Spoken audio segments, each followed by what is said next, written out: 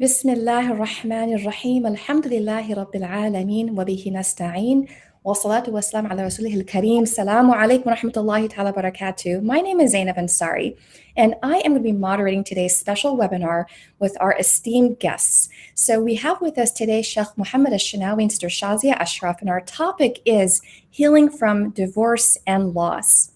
Now, before I bring our guests on for the very first question, let me just say a couple things about this topic. You know, one of the things that's really beautiful about this tradition of ours is that Allah Ta'ala and His Messenger alayhi salatu wasalam have never shied away from addressing in a very frank way these topics in both the Quran and the Hadith of the Prophet sallallahu alayhi wasallam. And we know that per a Hadith of the Prophet alayhi salatu wasalam that Allah is with the brokenhearted. And we also know that Allah wants the best for us and Allah Ta'ala wants us to heal. So please help me to welcome our esteemed guest, Sister Shazia Ashraf and Sheikh Muhammad Al-Shinawi, as we discuss how to navigate those difficult emotions that can ensue when we experience divorce and other forms of loss. Now, Sheikh Muhammad has counseling experience and pastoral experience as the religious director of the Jesus Son of Mary Mosque in Allentown, Pennsylvania. And he's also a researcher for Yaqeen Institute. And Sister Shazia has been a teacher for 20 years and helped develop a divorce support group in her community called Life After Divorce. And if you'd like to learn more about joining a support group, you can go to lifeafterdivorce.us. So I really appreciate having both of you here with me today. And let's kind of go right into the heart of the topic here. So you are giving somebody nasiha, and that person is in the midst of dealing with a divorce. So they come to you, and we'll start with Sister Shazia. They come to Sister Shazia and they say that they've just gotten divorced and they just feel overwhelmed by all the emotions surrounding it. They feel sad, they feel upset, they feel angry, they feel bereaved even. What would you advise that person? What should they do? Assalamu alaikum. Bismillah, alhamdulillah, wassalatu wassalamu ala rasulullah. It's wonderful to be here, and I'm really grateful that Yaqeen is talking about this topic head on. And what a wonderful question. So I want to first begin by saying that divorce, is a difficult trial. The end of marriage is challenging, painful, even excruciating, even in the most amicable circumstances. It's the death of a relationship you thought that would last. It's the death of patterns and roles that are familiar. If you have children, it may feel like you're splitting up your family. And if you don't, your dreams of having a family become uncertain at best. So to those who have recently experienced divorce or are in the healing process, first, I say that I am one of you and I've walked with many of you. But I ask Allah to comfort you and provide ease for you, relieve you of your burdens. And may this trial be a means of closeness with Allah and a spiritual elevation for you. I'm deeply sorry that you are experiencing the pain and grief that comes with this type of trial. So in the immediate aftermath of divorce, or a trial that really knocks the wind out of you, it's important to manage your energy and take care of yourself. So it's the simple things like eating nutritious food, for some, getting enough rest, for others, getting out of bed, get some movement in, stay in touch with friends and family, even if you feel that you want to isolate yourself. Consider therapy or a life coach when you are ready to do some emotional heavy lifting, and that time will come. Practice receiving if you struggle with that, ask for help, and maintain your spiritual obligations even if you struggle. Be vulnerable with Allah, pour your heart out to Him, and inshallah, you will find release and relief in that. It's very normal to feel a wide range of emotions and really strong emotions like anger, betrayal, abandonment, fear, loneliness, even depression. And it's important to feel those feelings and learn how to process them. Trust that this will come with time, effort, and some support. And throughout the entire process, just show yourself some grace and patience as you navigate the grieving process, which is unique for every person. And recognize that we have a spiritual ideal, but that also where we are is where we begin. And lastly, this is something I feel really strongly about, is talk to others who have gone through this in like a support group, so that you're reminded to have hope and know that the help of Allah is near.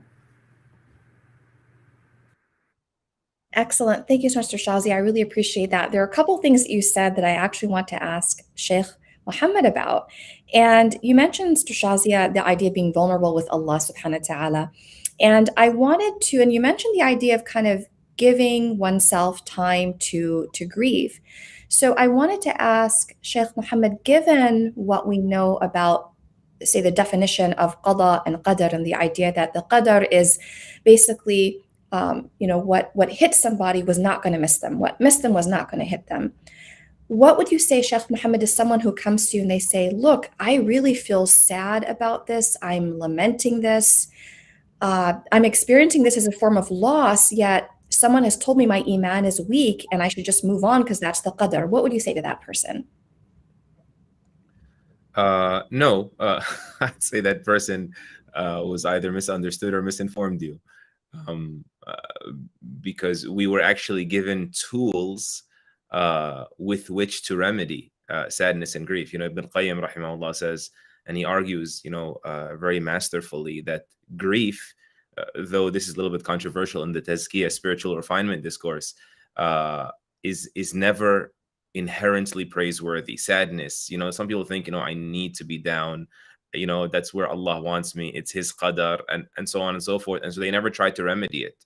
That's one of the problems. The other problem is that we sort of downplay people's grief and think remedying it is an overnight thing, and that's not necessarily true. I mean, Yaqub alayhi salam lived with a great deal of grief.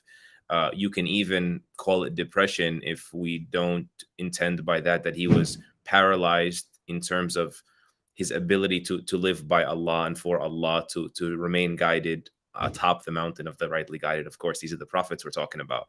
But staying sad for a while, so long as you don't accept that this is my qadar, I need to stay sad, or so long as you don't have this unrealistic expectation of, I should be getting over it overnight,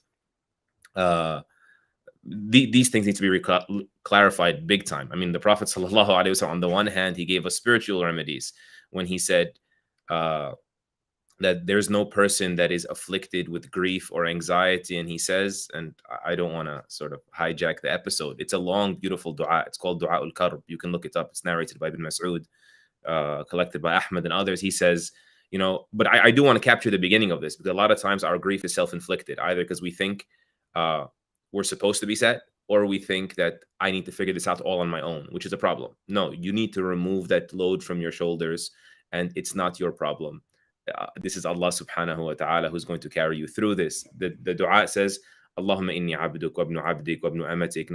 Oh Allah, I'm your servant and son of your servant and son of your female servant. My forelock, full control over me is in your hands. Your verdict over me is final, and your decisions about me are always just. And what is all of this? This deference to Allah is the greatest remedy to grief. So that's like a spiritual remedy, and it's the most important remedy. But even our mother Aisha radiallahu anha, in Sahih Muslim, I believe, she said that the Prophet sallallahu alaihi wasallam prescribed for sad people talbina. Talbina is basically like oatmeal. It's like some sort of oats and mixed in with some sweet or whatnot. But these are carbs, these are sugars, not processed, but they're sugars.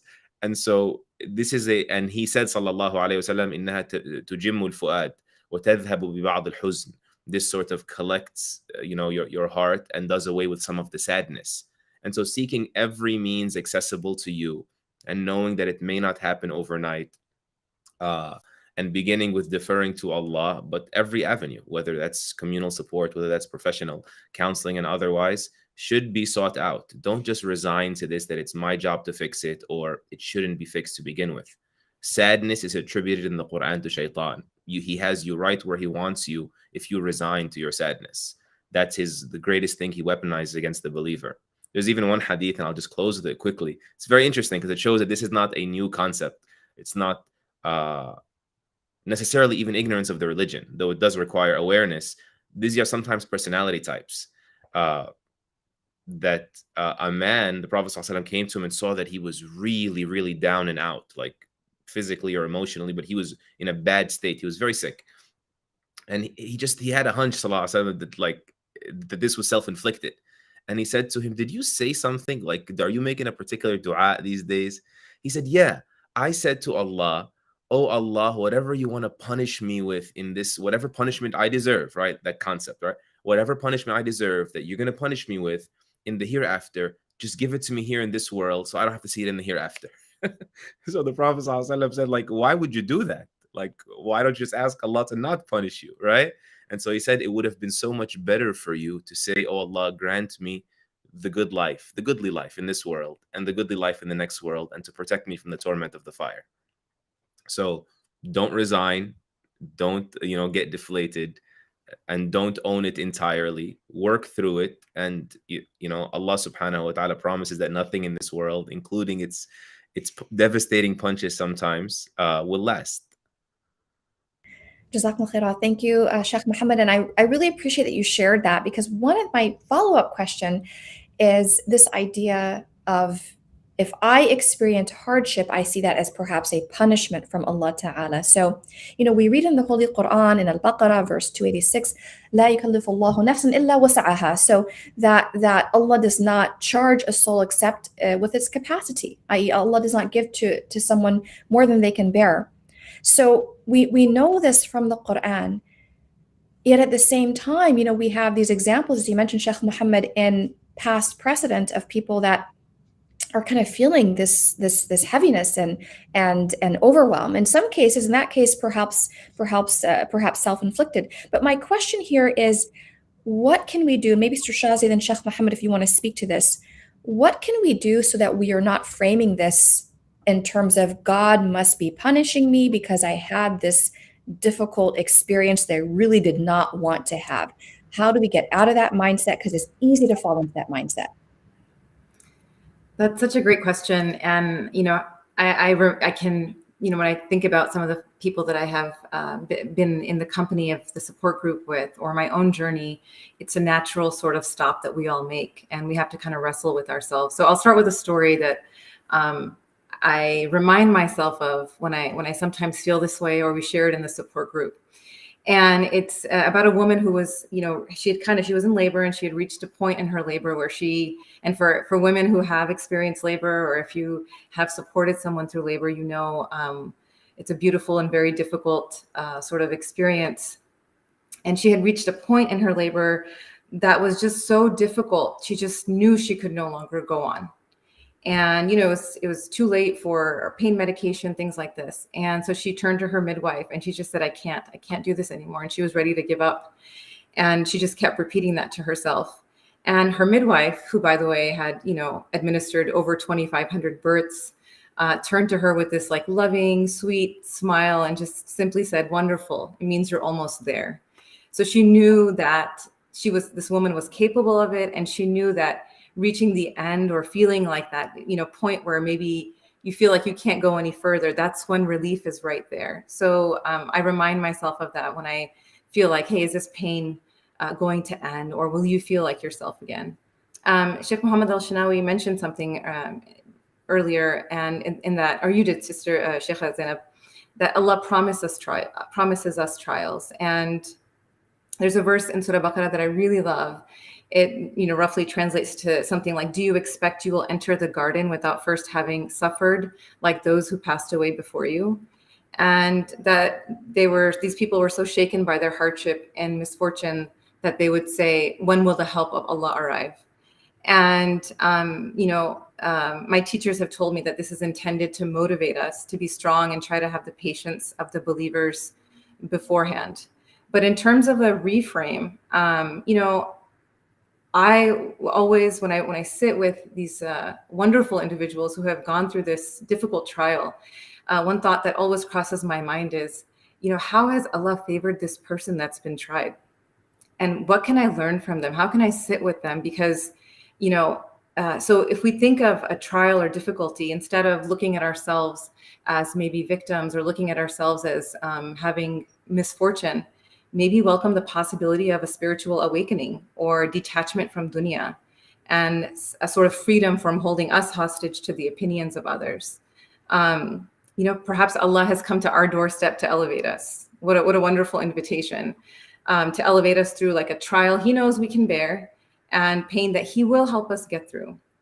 So I know maybe it sounds like cliche, but for everyone, hang in there. And all we have is like the moment that we're living right now, and to slow down, to get in touch with yourself, sense what's around you, and appreciate each moment as it comes, and healing really does take active work and time. So struggle is not failure. Struggle and effort is progress, and Allah sees those efforts. A teacher of mine used to say that, be afraid when Allah has given you dunya and you become too busy with those blessings. So those who are tried are beloved by Allah, most of all the prophets. And as I mentioned, this is why, those facilitators of the divorce support group, we really sit with these people and we think, who are these people that Allah loves and is trying, and what can we learn from them? So perhaps it's not so much what's happening to me or why is this happening to me, but how is this happening for me? And, every trial brings the opportunity to develop our trust in Allah and grow in our God consciousness. And it's an opportunity to reevaluate our priorities and just live an authentic life in alignment with our Islamic values. I'm trying to think if there's anything else I would like to say about that. MashaAllah, I found the ayah, by the way. It is ayah 214, I believe, of Al-Baqarah. Beautiful ayah. MashaAllah, this is really, really, really profound. Jazakallah khair, Sister Shazia. I don't think enough people talk about this issue that, we like in the relationships world to always quote whatever's trending, like buzzwords and whatnot, like the concept of a toxic relationship. And divorce sometimes, helps us widen our conceptualization of what toxic could mean. The toxic relationship does not just mean a hostile relationship. It could be a relationship, any favor in your life, really, that is perceived as a blessing, but then it being taken away from you is actually bringing you closer to Allah. Then its loss is actually the blessing here, right? Every favor or comfort or pleasure of this world that brings us farther from Allah is actually a calamity, right? And every hardship that brings us closer to Allah is actually the true blessing. It doesn't mean we should go seeking hardships, but they can uncover for us such treasures.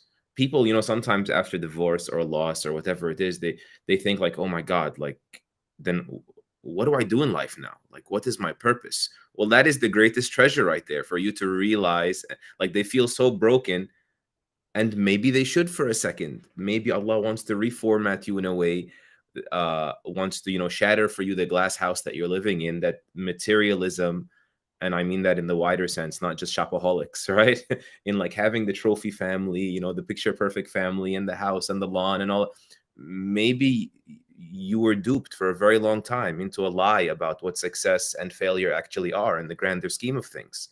And, it's like Muhammad Ali, the boxer. I know it's a little bit of a distant analogy, but he was successful in his own eyes and in most people's eyes. And he lost everything in a sense, at least at the moment, when he went to prison because he didn't want to get drafted to an unjust war. And in the end, though, had Allah not sent him Parkinson's, and as he famously says, in his illness, that I used to say I'm the greatest, and God gave me Parkinson's to remind me that He's the greatest, Subhanahu wa Taala. Right? Had Allah not given him that, perhaps he would never have qualified for Jannah, inshallah. Right? So have you really succeeded? What have you really done at that point? So likewise, Allah subhanahu wa ta'ala taking certain things from us could be our greatest gateways to, redefining what true success and true failure are. Maybe Allah knows that with health, I'll drift from Him. And so I can only, stay close with cyclic or chronic certain ailments sometimes. Other people, Allah knows that with sickness, that they will not be patient and they'll lose faith in Him. Allah knows that some people with riches will become, pompous monsters. Other people, He knows that with poverty, they will lose faith in Him and start doubting Him. So trust Allah's choice for you over your choice for yourself. That is a profound thing. My job here in this world is not happiness. How's that? That is probably the number one, the greatest fraud of modern times, actually. And Allah liberates some people through loss from that lie, the lie that the purpose of life is happiness. And not just that happiness is defined by your sort of materialistic, tangible assets. No, your purpose in life is to serve Allah, right? And so long, wherever position, whatever lane He puts you in, as Umar radiallahu anh said, like poverty and riches are two camels. I don't care which of the two I ride to Allah, right? Whatever lane He puts you in, you're still on His path. subhanahu wa ta'ala. Doesn't mean it's not going to hurt when bad things happen. It's not going to be pleasurable when good things happen. But those are both just assets. Gratitude here, patience there. It's all part of the same purpose. Your purpose is serve Allah and find at the end of your journey His pleasure and His forgiveness, subhanahu wa ta'ala. That's a huge gift. It's a priceless gift. Thank you, Sheikh Mohammed. There's so much that I want to comment on. MashaAllah, very profound. Sister Shazia, if I want to go to Sheikh Mohammed for one moment, if I may. So there's something I wanted to ask you about, Sheikh. Given the fact that marriage is such a rite of passage in our community for observant Muslims, that is the only avenue for a committed, fulfilling romantic relationship, and all those sort of issues of identity. In other words, for married people, that identity is very kind of integral to who they are. So my question for you, Sheikh Mohammed, is what do you say to that person who comes to you and they say, look, I've been told that marriage is half my faith. I invested so much in this. I planned for this. I made dua, I made my istikhara, did everything the right way, got married. Now that's over. Am I somehow deficient as a believer because that marriage is over? Was Zainab radiallahu anha deficient when she got divorced? Like, talk about doing the right thing. Zainab radiallahu anha, ultimately she became the wife of the Prophet ﷺ. But initially, go back to Surah Al-Ahzab, you know, he told her marry Zayd ibn Haritha. And you know, like, Zainab's from Quraysh, she's from the elite, you know, and Zayd is like a freed slave. And so she's like, me marry Zayd? Never. I'll never do it. And then the ayah comes down, وَمَا كَانَ لِمُؤْمِنٍ وَلَا مُؤْمِنَةٍ إِذَا قَضَى اللَّهُ وَرَسُولُهُ أَمْرًا أَن يَكُونَ لَهُمُ الْخِيَرَةُ مِنْ أَمْرِهِمْ. That it is unbefitting of a believing man or a believing woman when Allah and His Messenger have determined the matter for them to have any say in it. Of course, this is an exceptional case, but at the end of the day, Allah Azza wa Jal was disclosing that this one is revelation. There are times when the Prophet ﷺ, you know, saw a man walking through the streets crying after a woman he wants to marry or stay married to her. She kind of like threw him to the wind, a freed slave. And he just said to her, take him back. She said, I have no need for him. He said, Innama ana shafi'. I'm just trying to like be a middleman here. Okay. But Zainab, the ayah comes down that this is from Allah. Allah wants you to marry Zayd. So she accepts it. She marries Zayd. And it was very turbulent. And she just couldn't get herself to see him as inferior. She couldn't shake it off. That like, I'm from the upper class, he's from the, she couldn't shake it off. And this is, by the way, nothing to be held against Zainab. It's very important to clarify. Sometimes when you have two completely different upbringings, two completely different backgrounds, that's why compatibility is a big thing. Like, oh, we picked based on religion. Well, that's not necessarily you doing everything right, because there are compatibility factors. Allah told the father of the girls, don't get in the way if he has religion and character. That doesn't mean the girl shouldn't consider other things. And even the father, in a certain sense, cannot consider for her certain factors. Anyway, Zainab marries Zayd. It doesn't work out. And then they get a divorce, right? She would be the greatest person to say, like, I did everything right. Why do bad things happen to good people, right? But when she didn't, Allah Azza wa Jal granted her something that He didn't grant anybody, which is that He married her, not to the Prophet ﷺ, because other women got that. He married her personally, right, to the Prophet ﷺ. And that's why she used to like flex a little bit sometimes among the women and say, all of you have been married off to the Prophet ﷺ by your fathers and the males of your families. I was married to him from above 7 skies. The Quran came down with my marital announcement. And so realizing the Quran, mashallah. Yeah, it's so profound that she used to like basically boast of it a little bit. And what I want to say here, because I don't want to take this too long, and I'd rather listen to Sister Shazia. She has more hands-on experience in all of this. That an ayah from the Quran will not come down for you. It is true. But if you insist on locking your heart upon, I did everything right, Allah is the best of planners, He is the most wise, I cannot possibly know the wisdom of everything, or else I'd be the most wise, but only He's the most wise, right? Then He will either disclose to you some of the wisdom or show you some of the compensation in this world, or both, right? Whether that means contentment at heart, whether that means a superior spouse you never imagined was possible, like Salama radiallahu anha. She said, I said the dua, oh Allah, replace me with something better because the Prophet said so, but I couldn't imagine that would actually happen. If you just lock yourself, that great act of ibadah of accepting Allah's decree, He will give you that inner peace, and He may give you compensation from where you least expected it. And that would all just be a first installment to what awaits you in the hereafter. Excellent. Jazakumullah khairah. Thank you, Sheikh Muhammad. So Sister Shazia, I've got a question for you. And that question is, so as I'm thinking about kind of like young girls coming up, dreaming of marriage and, the Muslim version of Prince Charming, and they're going to have the fairy tale wedding. And as Sheikh Muhammad said, the picture perfect house and the picket fence and all those things, right? And then it doesn't work out. And, for a lot of women, very much their identity revolves around being married and revolves around life with their husband. They no longer have that status. So, Sister Shazia, how do we deal with that stigma that can sometimes that we perceive as attached to that person that's gone through that divorce? So yes, having been one of those girls who tied so much of my self-worth and when we deal with many women in the support group also feel the same way. Being a wife is and being a spouse is such an important part of your identity. So yes, there is loss there, and there is some grief there. And a lot of women do talk about stigma. And so is there stigma toward divorced people in our community? Sure, there is. And do we want our community, our society to be more compassionate and be more understanding and change? Yes. But are we going to wait for that to happen? No. I think that it's really important for us to take that radical responsibility for our lives. And it takes time. Healing does take time. It takes time to be ready to accept this, and it takes time. And again, we are compassionate with ourselves and we're compassionate with others who are going through this. But we get to a point where we say, this is the life that Allah gave me. These are the tools that He gave me, and what arc can I build with this? And, through history, we know many women, and, I know my work is mostly with sisters, so I don't want to leave out the brothers here.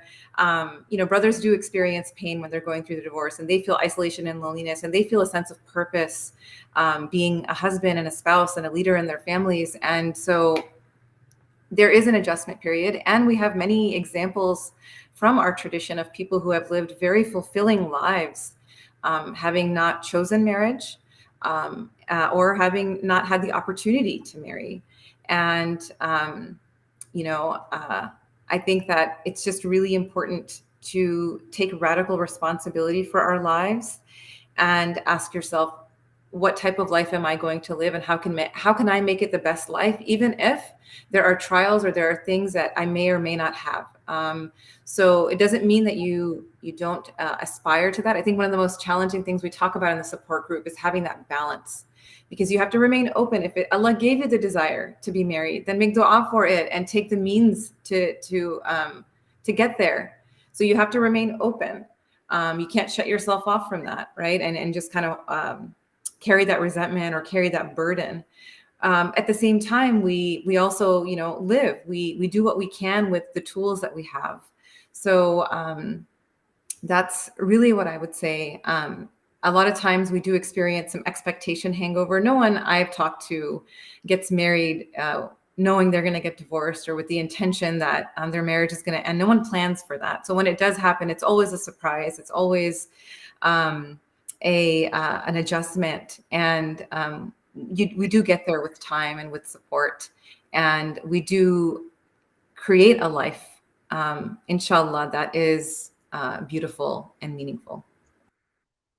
Thank you, Sister Shazi. And one of the things I wanted to comment on, and I really appreciate your sharing that and the experience of the women in your group, and kind of putting that together with what Sheikh Muhammad said about this might be an opportunity to that Allah is kind of reformatting your existence.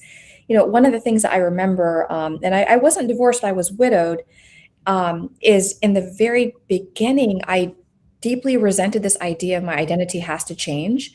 And I think it's just really helpful to hear whether it's the accounts of women and men today who are experiencing this, or whether it's the accounts of the Salaf Salih, our righteous predecessors. I mean, our mother, Sayyidah Zainab bin Jahash, I mean, that's a great example. She's one of the Ummahat al-Mu'mineen. And one of the things that you'll note when you look at the seerah is that you don't have cookie cutter Muslims. I mean, their spectrum of experience is so rich and vast and varied. So it's really kind of refreshing to kind of hear that that is actually part of the faith journey, that that identity that was so integral to you, now you have to figure out how to kind of move forward in the world without that identity kind of anchoring you. And I remember that being a struggle for me when I was first widowed. Just to kind of share a quick anecdote, someone gave me a book, and I love books. I mean, you can probably tell. So someone gave me a book about being newly widowed. And for the first time in my life, I actually threw, like, I don't throw books. I threw the book across the room because I was just so aghast at the idea. Because I think the first thing the book said when I opened it was, you have to be willing to kind of let go of that identity, step into a new one. I'm like, no way. So I really appreciate the insights that you're sharing. Thank you so much. So my next question, kind of related to this idea of people come and they feel there's some stigma. How can we make sure that as a community, as Masajid, as organizations, how could we make sure that we come together and support Muslims who are going through divorce? They don't feel like they're wearing some kind of scarlet letter on their chest or something. And whoever wants to answer that, Bismillah. I mean, I don't want to come off like self-promoting here at all. That's why I'm hesitating. But the few ideas that I've heard of or came to mind that I try to employ in my life or in my community is, of course, building awareness. You gotta be measured and tactful in how you do these things. But the likes of, and they are many, but the likes of the account of Zainab radiallahu anha indirectly sort of puts a dent in these sorts of stigmas. The mention of how many divorcees the Prophet sallallahu alaihi wasallam married puts a dent in these stigmas. I think also approaching bachelors and telling them, about the perks, not just in terms of the reward and the edge and, reviving the sunnah and otherwise, but even in terms of perhaps, life experience and reasonable expectations and thoughtfulness and gratitude for a husband is much more likely to be found in a divorcee or a widow because they've suffered loss. Considering other factors are in place, of course. So that's of the things that we do. I think also something that we should all be doing is that when divorces happen in our communities, we have to revive the sunnah of checking up on people, because people could be having a crisis of faith. They could be having an emotional, psychological meltdown, or they could simply be drifting in their commitment to the deen because they've drifted from the lighthouses of Allah, right? The masajid, the community centers. And when you go and tell them, they're just wondering, they're self-conscious. How is the community going to see me as a divorcee? Even if they're not even looking for marriage or remarriage or otherwise, what has my ex said in the community? Or how will people look at me? Will they blame me for it, for the divorce and otherwise? And so in a very retail way, to go and tell them, you need to be here, and to ease them into resurfacing in the masjid is paramount. The masajid are the ark of Nuh alayhi salam, let alone in our times, let alone in us being the scattered 1% of the American Muslim population. You drift from the masjid, you drown in every way. And so going to make sure that they don't drift away from the communities, sending our bachelors on their pursuit of marriage in directions or seeking out people that include divorcees. Is the word divorcees for men and women?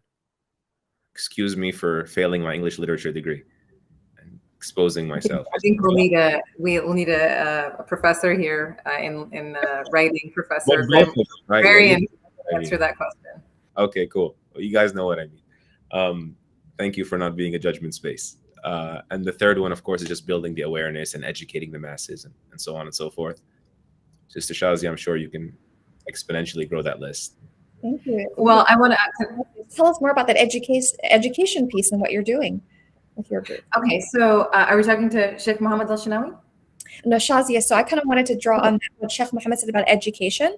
So yes. Educate the community. So I'm kind of thinking about the idea that if you don't find what you need there in place, maybe you actually say, okay, I can actually help to put this into place. So tell us more about your work. Right. I want to talk a little bit about stigma, and then I'll come back to this. So, in terms of stigma, if you're someone that is feeling, ridiculed or not accepted by your family, friends, community, just know that you're not alone. And also, I think it's important to talk about, our tradition, and that Muslims are no strangers to being ridiculed and ostracized. And a few stories that brought me a lot of comfort were one, the story of Rasul Sallallahu in the year of sorrow, and when he went to, he lost Khadija radiallahu anha, his protection from his uncle Abu Talib, and he walked to Ta'if 70 kilometers to try to spread the message of Islam, and he was ridiculed and sort of chased to the outskirts of town. And his just beautiful dua, which I'm sure that both of you could speak more aptly to, just his humility before Allah, asking Allah not to be angry with him, asking Allah for his protection. But what comes in the aftermath, which is through that, test, and through that humility, just having Isra and Miraj and ascension to heaven, and leading the prophets in prayer and meeting with Allah.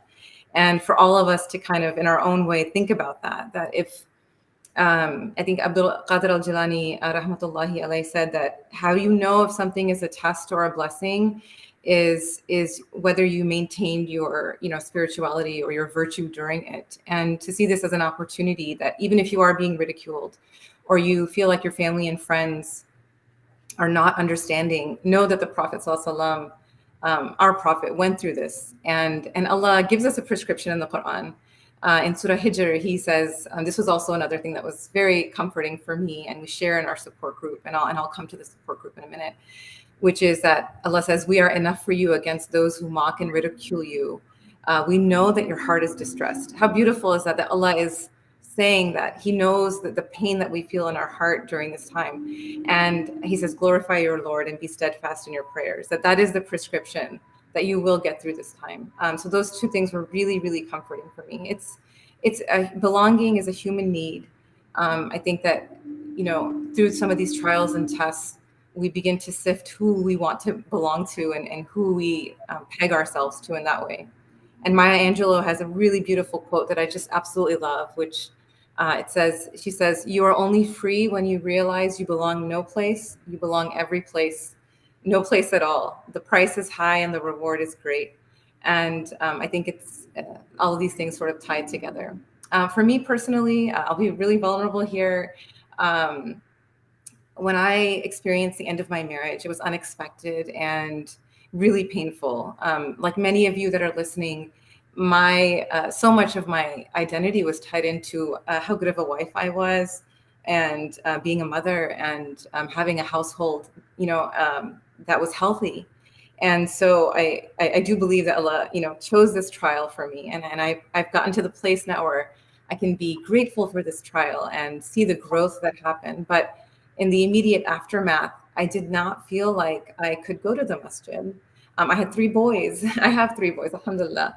And to take them, they were too old to be in the prayer section with me, too young to be on their own. So it was a really difficult time for me. And so I have a church that's close by to my house, and they had on their billboard, divorce care, child care provided, certain days and certain times. And I thought, okay, I'm going to go. And it was a really wonderful experience. I was able to talk about Islam with the group, because they did talk about theology a little, but really they talked about like what grief is or what's happening to me, because it does feel like a tornado has struck you, emotionally speaking. We talk about different emotions like anger and betrayal. We talk about loneliness. We talk about caring for children and finances.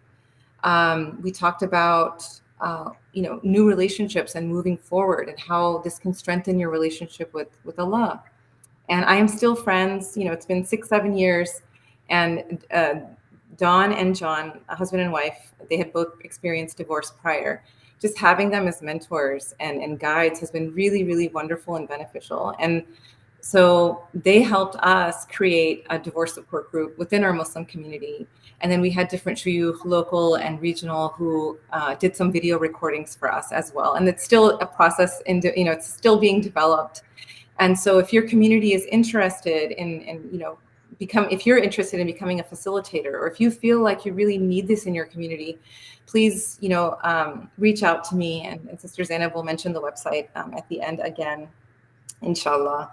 But it was a really beautiful journey, and I'm grateful for the trial because of this beautiful thing that came out of it. And isn't that how life works sometimes, is that the trial that we absolutely didn't want ends up bringing this growth in us, and something beautiful is created out of it. Well, that's amazing. Thank you, Sir Shazi. I really appreciate it. So, Sheikh Muhammad, I also wanted to ask you a question. This is going to be a little bit, unless you wanted to comment on what Sir Shazi has said. I love the idea of, you don't find this in your community, go and put this into place to benefit people who are going through this. And I'm glad you're able to find that welcoming community, Sir Shazia. But I had a question for Sheikh Muhammad that I wanted to ask.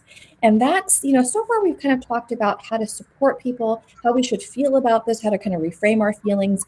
But there's also the very, and Shazi, you alluded to this, there's a very practical side of this. I mean, you're not running, you're not part of that traditional kind of household anymore with the mom and dad and the kids, and sort of that stability that all of us really kind of love and enjoy, and that's also governed by Islamic sacred law. So my question, Sheikh Muhammad, is what advice would you give to someone, I would imagine especially women, who might come along and say that they felt that their divorce process was maybe not quite fair to them, that they were maybe navigating a civil divorce, also navigating Islamic divorce law, and they kind of felt that things didn't really go the way they wanted? What would you say to that sister? I know that's a tough question. I know. It's sticky, and I don't want really anyone to, because that is the nature of ahkam versus fatawa, right? Sort of Islamic rulings and laws in principle, and then sort of customized or personalized edicts that have variables that may not be clear to the questioner or the person asking, and they assume that this is analogous to my case when it may not be. But in general, the Islamic process for divorce is rather straightforward, and even reflecting on it, of course, it is fair because it's from Allah, right? But even reflecting on it, the wisdom and justification rationale in the dynamic seems rather clearly justifiable, clearly just. I'll establish that in a second, or explain what I mean by that in a second. But of course, how that plays out on the ground gets extra complicated with two factors. The first of them is that in the past 20 years, I'm not a marital counselor nor like a marriage or divorce arbiter, but if there's one pattern that eclipses them all, it's seeking out the Islamic guidance, the Islamic ethical framework, the Islamic protocol in terms of, rights and responsibilities after the fact. And Islam being an afterthought is endemic in the diaspora. I just need to be a little bit frank here. We got here, wait a minute, where we're going to pray Jummah? We need a masjid. The nearest masjid is 9 hours away. Okay, we'll build a masjid. They get a little house on the prairie, and then they expand it to serve a little bit better. And then, wait a minute, that took a whole generation. Our kids aren't Muslim anymore. We need Islamic schools. And then he scrambled to do that. And that's on a little bit of a macro within the community. But on the individual level as well, same thing sort of happens. There isn't enough premarital education. And this is part of the contributing factor for why marriages, are turbulent. There isn't much understanding of how divorce is supposed to happen. And so after the fact, you check with the sheikh, just in case the sheikh can add to your case or your side some leverage, both sides, right? When people come to me after things are ablaze and they sit down, they want me to sort of judge between them, I tell them, first of all, I'm not going to. Second of all, I got to warn you, both of you are about to hate me right now, because I've never seen a case that it wasn't really 60-40, 70-30, maybe, very rarely 80-20. And so but both sides are coming in with preconceived notions, just coming to me for leverage, want me to side with them 110% of the time. And it is problematic to even assume, by the way, that you, being one of the two disputing parties, qualifies to be the judge on how it should be. Conflict of interest, they call it, right? So the application on this, number one, because it's an afterthought. Number two, because our religious opinions don't have an executive arm, right? Part of living as minorities. I don't have a police force. If I were to even ask him, how much do you make? Show me the bank statements so that I can determine what's fair and unfair to both parties in terms of alimony or whatnot. He'll just call the police on me for harassment, and because I don't have a police force, I'm not the judicial system. And so it is the application and also the lack of literacy in general that really complicates these things. And that's an infrastructure demand for the Muslim community. We need to build these out so that people do not lose hope altogether or continue to feel like the Muslim community cannot offer me Allah's justice. As for what Allah's justice is, in a moment, look, marriage is in the man's hands. ABC's Islam. Why? It makes perfect sense. Because if the marriage goes south, I'm sorry, forgive me, divorce is in the man's hands. Because if the divorce happens, ordinarily speaking, the default, he carries all the financial liability. So how could it be fair and just that I have to make the whole financial investment, right? And then the next morning someone says, no, I changed my mind, I walk out. Theoretically speaking, I'm not saying that all women are devils or all men are evil or anything like that, but just theoretically speaking, the divorce has lots of financial responsibilities, right? And so if the man is the one investing financially, then naturally he would have to determine whether he wants to jeopardize all of that or not. And likewise, that is why in Islam, when the woman is the one initiating the divorce, yes, that is possible. How it happens, there's a little bit of detail between the juristic schools, but in principle, khul', a wife-initiated divorce, is a divorce wherein the woman now wants to initiate because she is the one willing to return the financial investment, return the mahr, for example, the bridal dowry, the bridal gift.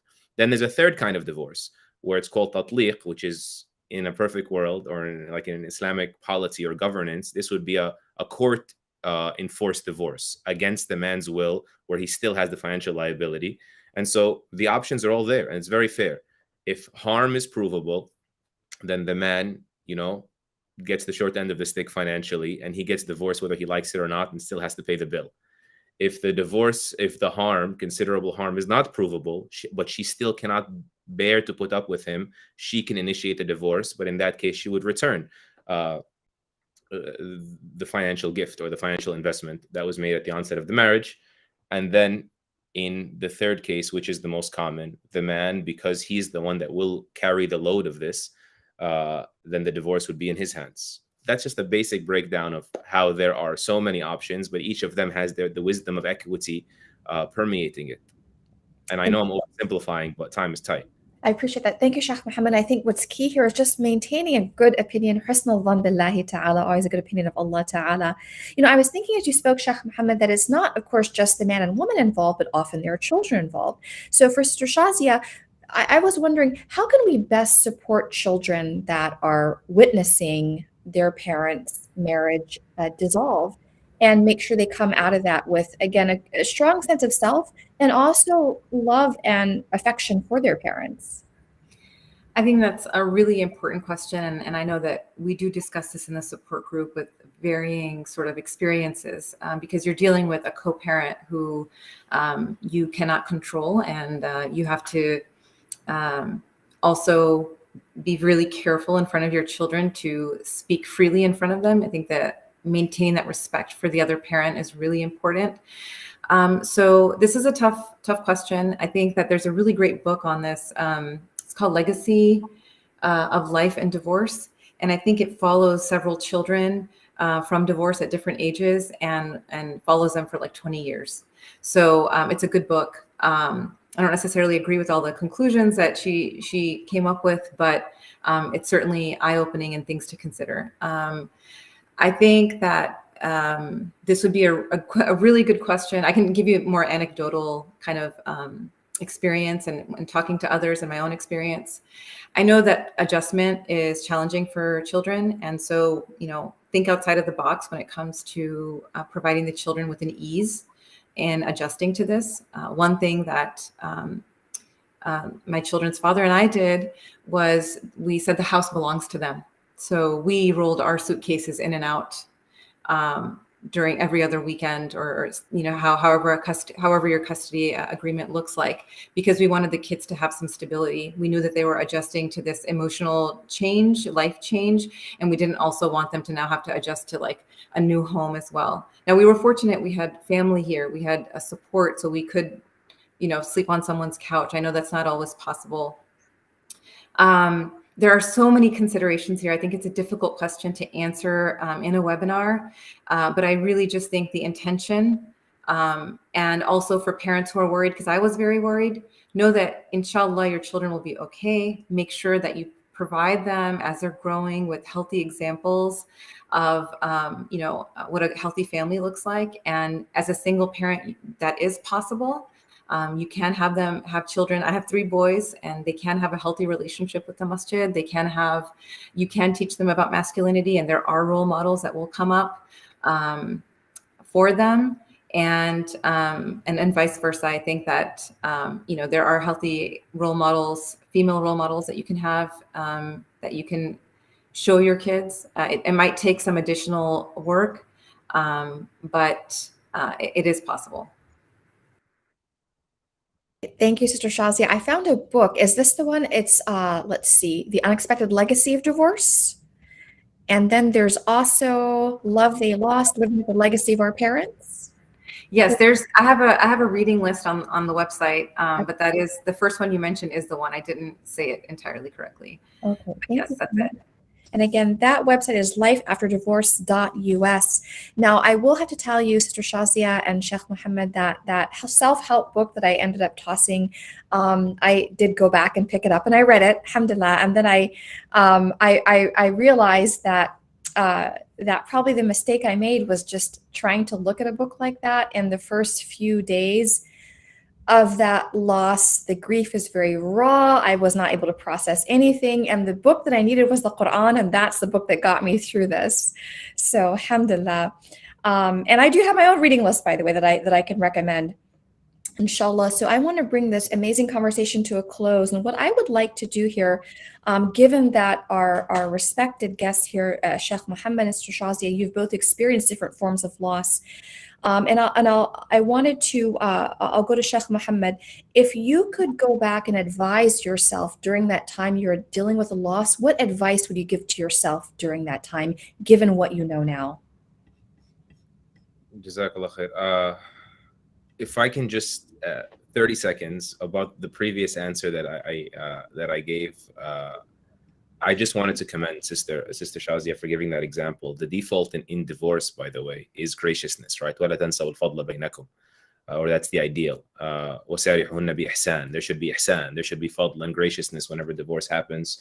Just because the question came about the nitty-gritty, right? You have to get down to the intersections of rights and where they get cut off and stuff, is why we had to discuss it that way. But that should not be, the ideal. And of course, if we spoke about some of the wisdoms of why it's equitable, doesn't mean these are all the wisdoms. Allah knows best the full wisdoms of why the framework is like that. As you said, husn al-dhann billah. Now back to your question, Sister Zainab. If I could go back, I think I would have to double up on what you said and say more Quran. As our scholars say, and life teaches you after a while, right? That how much Quran should you be reading to the extent of the happiness that you want, right? And the more sadness you find in your life, the more you are in need of that rope that Allah extends for all of us through His book. That's certainly the first advice I would say. And the second advice is that emotions are very hard to understand, especially your own emotion, like to step out of yourself and analyze. So just give yourself time till either the Quran helps you identify, what your emotions mean, or, a good mentor. And I'll give you the example of why I say that. When I lost my father, rahimahullah, to Parkinson's, actually, that was his final illness. And then he was deteriorating after his third stroke for about 3 or 4 years. And 4 years. And it was a very slow process, and it was a very trying process. And after he passed, I was deeply troubled that I was not sad enough. Not that, like self-flagellation, I'm trying to harm myself or anything, or I deserve this, but I was just like, am I happy that the burden is over type thing? Like, why aren't I grieving more? And this drove me up the wall until I coincidentally, sat with, a teacher of mine, also a dear friend who's a psychiatrist. And he said to me, that's actually extremely common, because your father's passing was not a sudden death. You already lived through the grief as he was bedridden and non-responsive, and so those final stages I recall, like, oh yeah, I did stand at the hospital bed crying over and over and over. I was imagining the janazah over and over and over again, right? So when it actually happened, I had already attended it so many times, right? And so just that point of, I was like tormenting myself for no reason, until Allah sent my way about 2 weeks later someone that helped me understand my own emotions. So don't rush it, take your time, stay close to the Quran, and just await. It's a great ibadah to await Allah's relief. I'll share with you the hadith of Abu Razin, when he said that the Prophet ﷺ said to us, Allah smiles from the despair of his servant, or laughs from the despair of his servant and the nearness of his relief. And so Abu Razin said, or he said that a man said, does our Lord laugh? Ayadhaku Rabbuna? He said, yes, of course, in a manner befitting His Majesty. But he said, yes. And then he said, لَن نَعْدِمُ أو نَعْدِمَ مِنْ رَبٍّ يَضْحَكُ خَيْرًا. We'll never lose hope in a God that laughs. So waiting for the relief, and it is so close, is an act of worship. So don't rush yourself. Don't beat yourself up about it. And just enjoy the sweetness of, what this pain will, inshallah, cause to blossom. Bi-idhnillahi ta'ala. MashaAllah, profound. Jazakumullah khairah. And Sister Shazia, you've also learned so much. And again, thank you both for sharing these very difficult personal experiences with our audience. Sister Shazia, if you could go back and give advice as you were dealing, with that challenge, what would you advise yourself based on what you've learned today?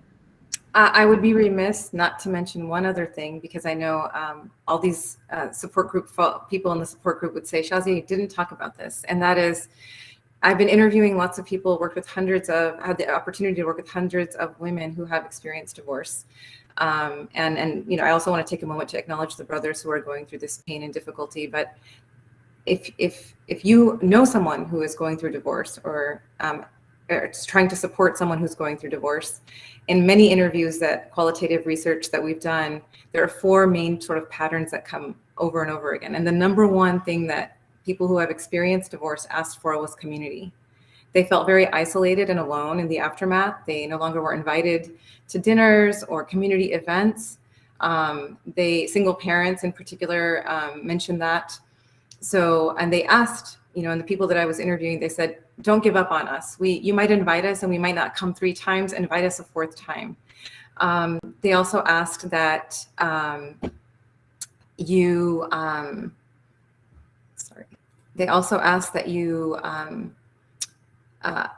read the room a little. They might want to talk, they might not want to. Some people need that, some people don't want that, but they do want company, they do want community. And to build a sincere relationship with them, maybe not make it something that's, something to check off a list, but rather a long-term commitment to have this person as part of your community. That was one thing. The next thing was no judgment or shame. That once the decision's been made and you know that the person is either going through this or has gone through this, to not investigate or do damage control, trying to pry into details to determine if they made the right decision. Along with that, just no spiritual bypassing or shaming, as Sheikh Muhammad said, that some people might have lots of feelings. Some people might not share those feelings. So just allowing them to be where they are and recognize that everyone heals differently. To know that their spirituality is not under attack. I know for a lot of people, they talk about the hadith, that it's not something that Allah is, it's something that Allah allows, it's permissible, but He dislikes it. And so to recognize that there's a context to that hadith, which, discusses the reasons behind this, right? To not do this for a frivolous reason. And validate their decision. And if you can't validate it, accept their decision. That was another thing. Trust and confidentiality, making sure that if they come and talk to you, that there's a safe place, it's a safe space. And we have confidentiality, which means it stays between us, but then we have double confidentiality, which is it stays between us And when I see you out in the community, I am not going to be like, hey, it was nice. That therapy session was really nice with you where we talked about your divorce, things like that. So whether you're helping a person in a professional capacity or a personal capacity, remember that that person has entrusted you with something private. And then finally, just hope for the future, reminding us that we have hope in Allah's mercy, reminding us to have hope in Allah's mercy and reminding us about our future. And so that brings me to this question, which is, if I could go back, I would tell myself, inshallah, one day you will thrive and you will enjoy life again, that it's hard work and it's intentional work, but that you will wake up looking forward to the day, and that recognize that God is expanding you in ways that you never would have without this trial. And that you will grow. And you will also, in this pain, taste the sweetness of faith. There's a beautiful story that I'll end with of Imam Busiri, rahmatullahi alayhi. And I believe his teacher, and I took some notes here on this, I just think it's such a beautiful story, was Abu Abbas al-Mursi. He was a teacher, Imam Busiri's teacher, Imam Ibn Ata'Allah's teacher, and Yaqut al-Arsh's teacher. And prior to being his student, he used to write poetry for kings. And so he was kind of in PR where he would write these beautiful poems and people would, remember them and praise that particular king. He found his way to religion and dedicated himself to that. And he made this dua and he asked his teachers to make this dua too. And he said, I want to praise Rasulullah, the likes of which no one has ever seen. And eventually in his life, he became paralyzed. And I don't know if it was like waist down or his entire body, but he became paralyzed. And that is in that moment, in that paralysis, his physical paralysis is when he wrote the poem praising the Prophet. And one night in his dream, he was reciting this poem to himself, and the Prophet ﷺ came to him. And he was wearing a cloak, and of course he covered him with that cloak. And many of you know, when he woke up, he wasn't paralyzed anymore. And many of us know this poem as the Burda Sharif. It's among the most well-known nasheeds and poems recited to this day. So it's just a beautiful story that inspires me that sometimes pain is so necessary to have closeness with Allah, and it's so worth it. Thank you so much, dear Shazia. MashaAllah. I really appreciate how you shared the origin story of the Burda, and to make those connections. And really many thanks to you both for helping myself and our audience to understand that sometimes that kind of brokenness, that pain is necessary so that we can actually realize that it is all about La ilaha illallah. I really appreciate you both, and Jazakumullah khairah, and may Allah subhanahu wa ta'ala grant you both the best. So thank you for being here today. I benefited so much. Thank you to our audience for tuning in, and I hope to continue the conversation, inshallah ta'ala. And alhamdulillah, I think that's a wrap for today. So subhanakallah wa bihamdik, astaghfirullah wa atubu ilayk. Thank you so much, everybody. Jazakallah khairah.